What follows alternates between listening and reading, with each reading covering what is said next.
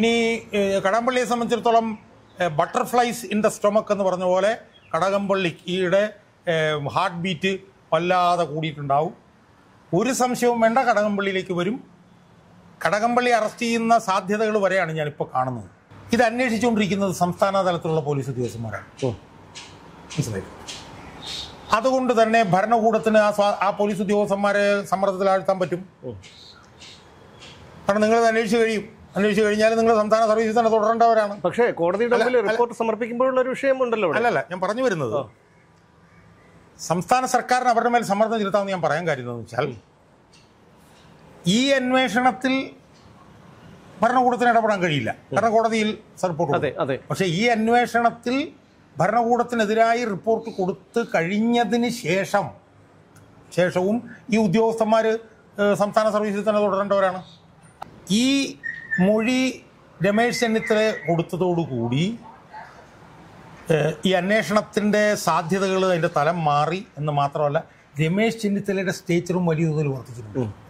ഒരു മുഖ്യമന്ത്രിക്ക് വേണ്ടിയിട്ടുള്ള ഒരു മത്സര ഓട്ടത്തിൽ രമേശ് ചെന്നിത്തല വളരെ മുന്നിലെത്തി ഈ സംഭവം. അതെ. നമസ്കാരം. ശബരിമല സ്വർണ്ണക്കൊള്ള തദ്ദേശ തെരഞ്ഞെടുപ്പോടുകൂടി ഏകദേശം ഒന്ന് ആറ് തണുത്തു എന്നാണ് പലരുടെയും ധാരണ. എന്നാൽ അണിയറയിൽ ഇത് സംബന്ധിച്ചുള്ള പല നീക്കങ്ങളും നടന്നു കഴിഞ്ഞു എന്നുള്ളതാണ് നമുക്ക് മനസ്സിലാക്കാൻ കഴിഞ്ഞിട്ടുള്ളത്. ഇതേക്കുറിച്ചുള്ള ഞെട്ടിപ്പിക്കുന്ന ചില മൊഴികൾ ഇന്നലെ മുൻ പ്രതിപക്ഷ നേതാവും ആഭ്യന്തരമന്ത്രിയുമായിരുന്ന രമേശ് ചെന്നിത്തല SITക്ക് മുന്നിൽ കൊടുത്തിട്ടുണ്ട്. ഇന്നിപ്പോൾ മറ്റു ചില വിവരങ്ങൾ കൂടി പുറത്തു വരുന്നുണ്ട്. സ്വാഭാവികമായും ജനങ്ങൾക്കൊരു ബോധമുണ്ടായിരുന്നു. അതായത് ഈ തദ്ദേശ തെരഞ്ഞെടുപ്പോടുകൂടി ഈ ഒരു ശബരിമല സ്വർണ്ണക്കൊള്ള കേസിൻ്റെ അന്വേഷണം ഒന്ന് തണുത്ത മട്ടിലാണ്. കൂടുതൽ അറസ്റ്റുകൾ ഉണ്ടാകുന്നില്ല. 15 പ്രതികളുള്ള കേസിൽ 7-8 പ്രതികളെ മാത്രമേ അറസ്റ്റ് ചെയ്തിട്ടുള്ളൂ. 2 പ്രതികൾ മുൻകൂർ ജാമ്യാപേക്ഷയുമായി ഹൈക്കോടതിയെ സമീപിച്ചിട്ട് ആ ഹൈക്കോടതി ജാമ്യാപേക്ഷ തള്ളിയിട്ടും അവരെ കീഴടങ്ങാൻ ആവശ്യപ്പെടുകയാണ്. പക്ഷേ SIT അറസ്റ്റ് ചെയ്യുന്നില്ല. ഇതൊക്കെ സാധാരണക്കാരായ ജനങ്ങളുടെ മനസ്സിൽ സംശയമുണ്ടാക്കുന്നതാണ്. എന്തായിരിക്കാം ഇതിൻ്റെ ഒരു മുന്നോട്ടുള്ളൊരു പോക്ക്? സുമേഷ്, എന്നെ സംബന്ധിച്ചിടത്തോളം ഈ ശബരിമല പെരുങ്കൊള്ളയുമായി ബന്ധപ്പെട്ടുകൊണ്ട് ബഹുമാനപ്പെട്ട ഹൈക്കോടതിയുടെ ദേവസ്വം ബെഞ്ച് എടുത്തിട്ടുള്ള നടപടികൾ കേരളത്തിൻ്റെ ചരിത്രത്തിൽ അഭൂതപൂർവമാണ് എന്നാണ് ഞാൻ വിശ്വസിക്കുന്നത്. അതിന് പല കാരണങ്ങളും. ഒന്ന്, ഞാനിതിനു മുമ്പ് തന്നെ പറഞ്ഞിട്ടുണ്ട്, ഏതാണ്ട് ഒരു വിഷയത്തിൽ ഒരു 1.5 മാസക്കാലത്തിനുള്ളിൽ തന്നെ 8 ഇടക്കാല ഉത്തരവ്, ഇടക്കാല ഉത്തരവുകളൊക്കെ കോടതി പലപ്പോഴും പുറപ്പെടുവിക്കാറുണ്ട്. പക്ഷേ ഇതായത് 1.5 മാസത്തിനിടയിൽ 8 ഇടക്കാല ഉത്തരവ്. 2, ആ വിഷയത്തിലേക്ക് ഹൈക്കോടതി എത്തുന്നത് തന്നെ സുവമോട്ടോ ആണ്, അവർ വരുന്നത്. 3, അവർ അതിനകത്തൊരു പ്രത്യേക അന്വേഷണ സംഘം പ്രഖ്യാപിക്കുന്നു. ആ സംഘത്തിലെ ഉദ്യോഗസ്ഥന്മാരെ പ്രഖ്യാപിക്കുന്നു. എന്തൊക്കെയാണ് അന്വേഷണ വിഷയങ്ങൾ എന്നുള്ളത് സംബന്ധിച്ചിട്ട് നിലപാടെടുക്കുന്നു. ഒരുപാട് വെളിപ്പെടുത്തലുകൾ നടക്കുന്നു. അപ്പം ആ നിലയിൽ ഈ ഭരണഘടനയിൽ നിയമവ്യവസ്ഥ എന്ത് ചെയ്യണമെന്നാണോ വിഭാവനം ചെയ്തത്, അതിൻ്റെ എല്ലാ അർത്ഥത്തിലും കേരളത്തിലെ പരമോന്നത നീതിപീഠമായിട്ടുള്ള ബഹുമാനപ്പെട്ട ഹൈക്കോടതി നടത്തിക്കൊണ്ടിരിക്കുന്നതിൻ്റെ ഒരു നേർചിത്രമാണ് നമ്മൾ സെപ്റ്റംബർ മാസം മുതൽ കണ്ടുകൊണ്ടിരിക്കുന്നത്. സ്വാഭാവികമായി അതിനിടയിൽ വന്നിട്ടുള്ള ചില വിമർശനങ്ങളാണ് ഇപ്പോൾ സുമേഷ് ഉന്നയിച്ചു. ഇപ്പോൾ തെരഞ്ഞെടുപ്പ് വന്നപ്പം ഒരല്പം മന്ദീഭവിച്ചു, വിമർശനങ്ങൾ ഉന്നയിച്ചു. ഞാൻ ഒരു തരത്തിൽ അതിനോട് യോജിക്കുമ്പോൾ വേറൊരു തരത്തിൽ അതിനോട് വിയോജിക്കുക. കാരണം തെരഞ്ഞെടുപ്പ് വന്നപ്പോൾ ഒരല്പം മന്ദീഭവിച്ചു, അത് വസ്തുതയാണ്. പക്ഷെ തെരഞ്ഞെടുപ്പ് വന്നപ്പോഴത്തേക്കും ഇതിൻ്റെ അന്വേഷണ നടപടികൾ ഒരല്പം മന്ദീഭവിച്ചു എന്ന് പറഞ്ഞാലും തെരഞ്ഞെടുപ്പ് പ്രചരണ രംഗത്ത് ഈ വിഷയം കത്തിക്കയറി അത് തെരഞ്ഞെടുപ്പ് ഫലത്തിൽ പ്രതിഫലിക്കുകയും ചെയ്തു. പക്ഷേ അത് ജനങ്ങളുടെ ഒരു ബോധമാണ്. പക്ഷേ അത് യഥാർത്ഥ കുറ്റവാളികൾ നിയമത്തിന് മുന്നിലേക്ക് വരാതിരിക്കുന്നത് അതിന് പര്യാപ്തമാവില്ലല്ലോ. അല്ല, അതിൽ നമ്മൾ കാണേണ്ട ഒരു പ്രധാനപ്പെട്ട വിഷയം, തെരഞ്ഞെടുപ്പ് രംഗത്ത് അതൊരു സുപ്രധാന വിഷയമായി എന്നതും ഇതിൻ്റെ ഒരു പോസിറ്റീവ് ഇമ്പാക്റ്റായിട്ട് നമ്മൾ കാണണം. കാരണം തെരഞ്ഞെടുപ്പ് പ്രക്രിയകൾ നടക്കുന്ന സമയത്ത് ഈ അന്വേഷണ നടപടികൾ ഒരൽപ്പം മന്ദീഭവിച്ചു എന്നതിനെ അതൊരു കുറ്റമായി ഞാൻ കാണില്ല.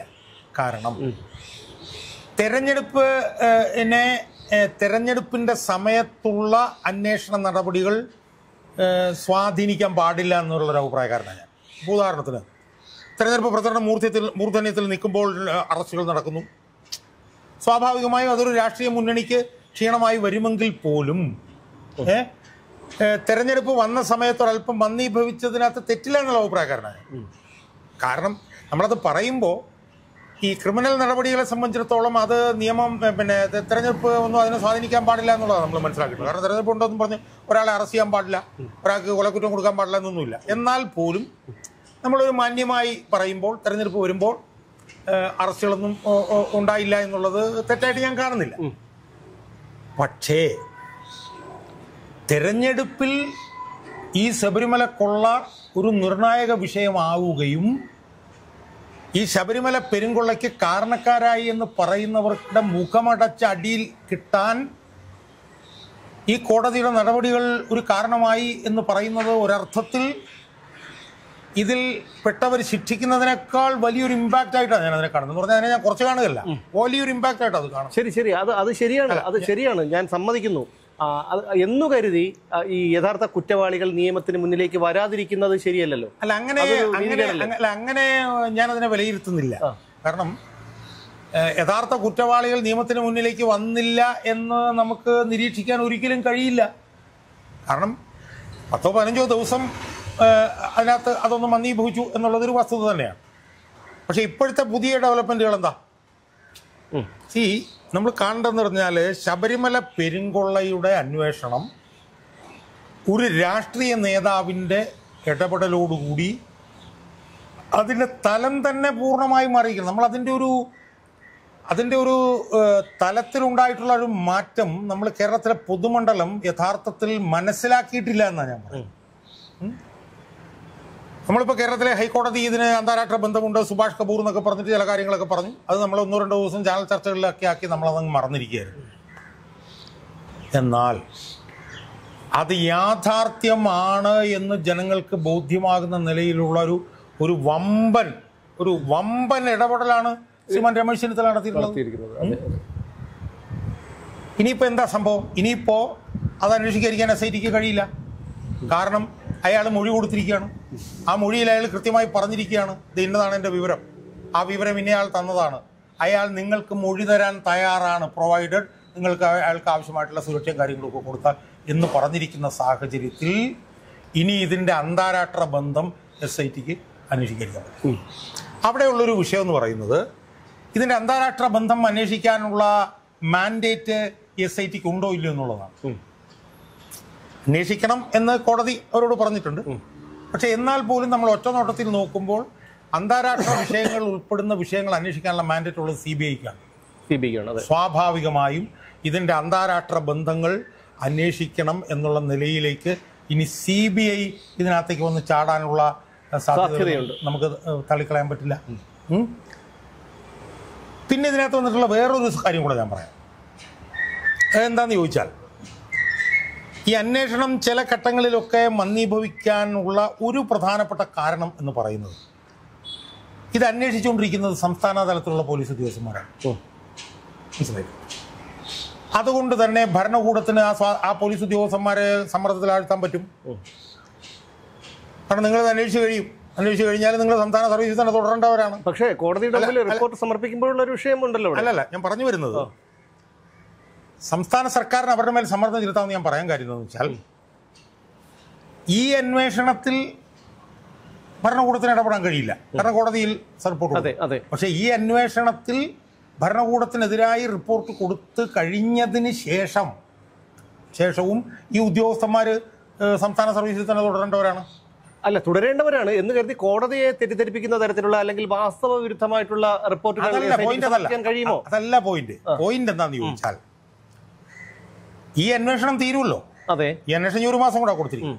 ഈ അന്വേഷണത്തിൽ ഇവിടുത്തെ ഭരണകൂടത്തിനെതിരായിട്ടുള്ള റിപ്പോർട്ട് SIT കൊടുക്കുന്നു എന്ന് വിചാരിക്കുക. അതിനാണ് സാധ്യത. അങ്ങനെ കൊടുത്തു കഴിഞ്ഞാൽ സ്വാഭാവികമായും ഈ അന്വേഷണം തീർന്നു കഴിഞ്ഞും ഈ ഭരണകൂടമാണ് ഇവിടെ നിലവിലുള്ളത് എന്നുള്ളത് കൊണ്ട് ഈ ഭരണകൂടത്തിന് ആ ഉദ്യോഗസ്ഥന്മാരെല്ലാം ദ്രോഹിക്കാൻ വളരെ എളുപ്പമാണ്.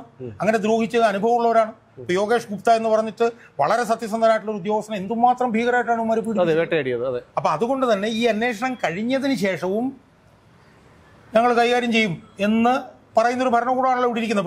പക്ഷേ അവിടെ ഈ കഴിഞ്ഞ 13-ാം തീയതിയോടുകൂടി ആ ഒരു പോലീസിന്റെ ഒക്കെ ഒരു നിലപാടിലെ മാറ്റം വന്നു കാണില്ലേ? ഞാൻ അതിലേക്കാണ് വരുന്നത്. അപ്പൊ അതുകൊണ്ട് തന്നെ ഈ തദ്ദേശ സ്വയംഭരണ തെരഞ്ഞെടുപ്പിന്റെ ഫലം വളരെ നിർണായകമായി. ഈ തദ്ദേശ സ്വയംഭരണ തെരഞ്ഞെടുപ്പിലും LDFനായിരുന്നു ഭൂരിപക്ഷമെങ്കിൽ ഈ അന്വേഷണ ഉദ്യോഗസ്ഥന്മാരും പയ്യെ ബാക്ക് ട്രാക്ക് ചെയ്തേനെ, പയ്യെ അവർ മന്ദി പോയിച്ചേനെ. കാരണം ഈ അന്വേഷണം കഴിഞ്ഞ് കഴിഞ്ഞാലും അടുത്ത 3-ാം ഭരണവും CPM-നാണെന്ന് കണ്ടു കഴിഞ്ഞാൽ അവർക്കൊന്നും ചെയ്യാൻ പറ്റില്ല. കാരണം അവർ സ്റ്റേറ്റ് സർവീസ് തുടരേണ്ടവരാണ്, H. വെങ്കടേഷും ഈ ശശിധരനും ഒക്കെ. പക്ഷേ 13-ാം തീയതിയിലത്തെ തെരഞ്ഞെടുപ്പിൽ UDFന് മുൻതൂക്കം ഉണ്ടായത് ഈ അന്വേഷണ ഉദ്യോഗസ്ഥന്മാരുടെ ആത്മധൈര്യം വലിയ തോതിൽ വർദ്ധിപ്പിച്ചു എന്ന് മാത്രമല്ല, ഈ അന്വേഷണ സംഘത്തിന് നേതൃത്വം കൊടുക്കുന്ന H. വെങ്കടേഷിനെ സംബന്ധിച്ചിടത്തോളം H. വെങ്കടേഷിന്റെ നേതൃത്വത്തിൽ ഇതിൽ കള്ളന്മാർ ശിക്ഷിക്കപ്പെട്ടാൽ അടുത്ത ഗവൺമെന്റിന് മുന്നിൽ H. വെങ്കടേഷിന് അത് ഭയങ്കര നേട്ടമാണ്. സ്വാഭാവികമായിട്ടും അടുത്ത ഗവൺമെന്റ് വരുമ്പോൾ ആ ഗവൺമെന്റിന് ഏറ്റവും കൂടുതൽ വേണ്ടപ്പെട്ട ഒരു പോലീസ് വെങ്കടേഷ് മാറും, അതുപോലെ തന്നെ ശശിധരനും മാറും. അപ്പൊ അതുകൊണ്ട് തന്നെ ഈ 13-ാം തീയതിയിലത്തെ തെരഞ്ഞെടുപ്പ് ഫലം ശരിക്കും CPM-ന് വളരെ അപകടകരമായിട്ടുള്ള ഒരു സാഹചര്യമാണ് അവരുടെ മുന്നിൽ എത്തിക്കുന്നത്.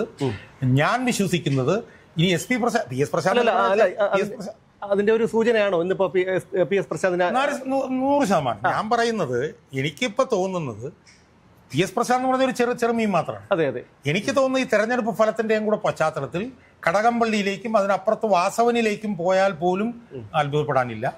അതോടൊപ്പം തന്നെ രമേശ് ചെന്നിത്തല കൊടുത്ത മൊഴി വിശദമായി അന്വേഷിക്കുമ്പോഴത്തേക്കും ആ റഡാറിൽ പിണറായി വിജയൻ ഉൾപ്പെടെയുള്ള ആളുകൾ വന്നാൽ പോലും അത്ഭുതമില്ല. 1. 2, ഈ മൊഴി രമേശ് ചെന്നിത്തല കൊടുത്തതോടുകൂടി ഈ അന്വേഷണത്തിൻ്റെ സാധ്യതകൾ അതിൻ്റെ തലം മാറി എന്ന് മാത്രമല്ല, രമേശ് ചെന്നിത്തലയുടെ സ്റ്റേച്ചറും വലിയ തോതിൽ വർദ്ധിച്ചിട്ടുണ്ട്. ഒരു മുഖ്യമന്ത്രിക്ക് വേണ്ടിയിട്ടുള്ള ഒരു മത്സര ഓട്ടത്തിൽ രമേശ് ചെന്നിത്തല വളരെ മുന്നിലെത്തി ഈ സംഭവം. സ്വാഭാവികമായും രമേശ് ചെന്നിത്തലയുടെ ഒരു ശരീരഭാഷയിലൊക്കെ തന്നെ വലിയ മാറ്റങ്ങൾ വന്നിട്ടുണ്ട്. അപ്പൊ രമേശ് ചെന്നിത്തല നാളെ മുഖ്യമന്ത്രിയായാൽ ഈ പറയുന്ന വെങ്കടേശനൊക്കെ തന്നെ വലിയ രീതിയിൽ ഗുണം ചെയ്യും എന്നുള്ള. അപ്പൊ ഇതെല്ലാം കൂടെ മൊത്തത്തിൽ പരിശോധിക്കുമ്പോൾ, അതായത് CPM-ന്റെ തകർച്ച, UDFന്റെ വിജയം, ഇതെല്ലാം അന്വേഷണ സംഘത്തിന് കൊടുത്തിരിക്കുന്ന ആത്മധൈര്യത്തിന്റെ അടിസ്ഥാനത്തിൽ ഒരു കാര്യം ഉറപ്പിച്ചു പറയാം, പ്രശാന്ത് ഇനി ഏത് ജയിലാണെന്നുള്ളത് നോക്കിയാൽ മിക്കവാറും വട്ടിയൂർക്കാവ് ജയിലായിരിക്കും. വട്ടിയൂർക്കാവിലില്ല, പൂജപ്പുര. വട്ടിയൂർക്കാവില്ല, പൂജപ്പുര ആയിരിക്കും. അപ്പം പ്രശാന്തിന്റെ കാര്യം ഏതാണ്ട് ഉറപ്പായിട്ടുണ്ട്. ഇനി കടകംപള്ളിയെ സംബന്ധിച്ചിടത്തോളം ബട്ടർഫ്ലൈസ് ഇൻ ദ സ്റ്റൊമക്ക് എന്ന് പറഞ്ഞ പോലെ കടകംപള്ളിയുടെ ഹാർട്ട് ബീറ്റ് വല്ലാതെ കൂടിയിട്ടുണ്ടാവും. ഒരു സംശയവും വേണ്ട, കടകംപള്ളിയിലേക്ക് വരും. കടകംപള്ളി അറസ്റ്റ് ചെയ്യുന്ന സാധ്യതകൾ വരെയാണ് ഞാനിപ്പോൾ കാണുന്നത്. അതിനപ്പുറത്തേക്ക് വാസവനിലേക്ക് പോയാൽ പോലും അത്ഭുതമില്ല. കാരണം കടകംപള്ളി പ്രസിഡന്റായിരുന്ന സമയത്ത് പത്മകുമാർ, SP പ്രശാന്ത് പ്രസിഡന്റായിരുന്ന സമയത്ത് വാസവനാണ്. മനസ്സിലായില്ലേ? അപ്പൊ സ്വാഭാവികമായും പത്മകുമാർ ചെയ്ത കാര്യത്തിന് കടകംപള്ളി സുരേന്ദ്രൻ ഉത്തരവാദിത്വം ഉണ്ടെങ്കിൽ പ്രശാന്ത് ചെയ്ത കാര്യത്തിന് വാസവന് ഉത്തരവാദിത്വമുണ്ട്. അപ്പൊ സ്വാഭാവികമായും 2-3 കാര്യങ്ങൾ നമുക്കിപ്പോൾ ഉറപ്പായി നിരീക്ഷിക്കാം. ഒന്ന്, PS പ്രശാന്തിന്റെ പണി തീർന്നു, ഇനിയിപ്പോൾ നോക്കണ്ട, അയാളെ ചോദ്യം ചെയ്യലോടുകൂടി അയാളകത്താണ്. അതിനപ്പുറത്ത് കടകംപള്ളിയുടെ കാര്യവും ഏതാണ്ട് നമുക്ക് ഉറപ്പിക്കാം. ഒരു 60% മുകളിൽ വാസവന്റെ കാര്യവും ഉറപ്പിക്കാം. ഇതിപ്പോൾ ജനുവരി വരെ കണ്ടാണ് ഈ അന്വേഷണ സമയം കൊടുത്തിരിക്കുന്നത്. അതിനുള്ളിൽ PS പ്രശാന്തും കടകംപള്ളി സുരേന്ദ്രനും വാസവനും അഴിയേണ്ടുന്ന കാര്യം വലിയ സാധ്യതയായിട്ടാണ് എനിക്ക് ഇപ്പോൾ തോന്നുന്നത്. എന്തായാലും ഇന്നലെ ഏഷ്യാനെറ്റിലെ ഒരു വാർത്തയിൽ ചില ഭാഗങ്ങൾ അടർത്തിയെടുത്തുകൊണ്ട് സൈബർ സഖാക്കൾ ഇതിൻ്റെ ഒരു കുപ്രചരണം തുടങ്ങിയിട്ടുണ്ട്. എന്തായാലും ഈ ഒരു തദ്ദേശ തെരഞ്ഞെടുപ്പ് ഫലം അവരെ വല്ലാതെ അക്രമാസക്തരാക്കിയിട്ടുണ്ട്, സ്വാധീനിച്ചിട്ടുണ്ട്, അവരെ നിരാശരാക്കിയിട്ടുണ്ട്, ആശങ്കാകുലരാക്കിയിട്ടുണ്ട്, രോഷാകുലരാക്കിയിട്ടുണ്ട്. എന്തൊക്കെയാണ് അവർ ചെയ്തു കൂട്ടുന്നതെന്ന് അവർക്ക് പോലും അറിയില്ല. ഇവർ തോറ്റു എന്നുള്ള കാര്യം ഇതുവരെ അവർക്ക് അംഗീകരിക്കാനും കഴിഞ്ഞിട്ടില്ല. അതുകൊണ്ട് തന്നെ ഏഷ്യാനെറ്റിലെ ചില ഭാഗങ്ങൾ അടർത്തിയെടുത്തുകൊണ്ട് സ്വർണ്ണക്കൊള്ളക്കേസിൽ തങ്ങൾക്ക് പങ്കില്ല എന്നുള്ള തരത്തിലൊക്കെ ഉള്ള ദൃശ്യങ്ങളും എഴുത്തുകളുമൊക്കെ അവർ സമൂഹ മാധ്യമത്തിലൂടെ പങ്കുവയ്ക്കുന്നുണ്ട്. എന്തായാലും ഇന്നിപ്പോൾ PS പ്രശാന്തിനെ ചോദ്യം ചെയ്യാനായി SIT വിളിപ്പിച്ചിട്ടുണ്ടെന്നാണ് അറിയുന്നത്. അതോടൊപ്പം തന്നെ രമേശ് ചെന്നിത്തലയുടെ ഈ നിർണായക ഘട്ടത്തിലെ ഇടപെടൽ അത് നമുക്ക് ഒരുപാട് പ്രതീക്ഷ നൽകുന്നു.